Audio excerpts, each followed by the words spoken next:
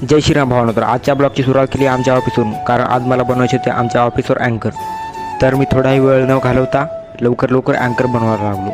माझे 4 अँकर बनवून झाल्यावर मी सगळे अँकरचे दोरे आधी एका जागी गोळा करू घेतले. दोरे गोळा करून झाल्यावर मी परत अँकर बनवायला लागलो आणि थोड्या वेळामध्ये पूर्ण अँकर बनवून झाले.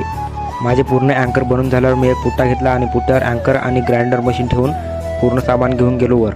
सामान वर घेऊन गेल्यानंतर मी जिकडं तिकडं पूर्ण सामान ठेवून दिलं आणि नंतर एका प्लॅस्टिकच्या पिशवीमध्ये पूर्ण कचरा भरला. कचरा भरून झाल्यावर मी हँडवॉश लावून मस्तपैकी हात धुवून घेतले.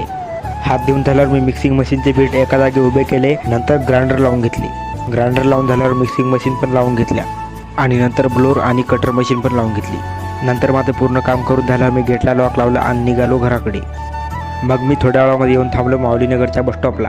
मी माऊलीनगरच्या बसस्टॉपला येऊन थांबलो होते, तेवढ्यात बस आली आणि मी बसमध्ये बसून गेलो वडगाव ब्रिजपर्यंत. वडगाव ब्रिजपासून गेलो घरी.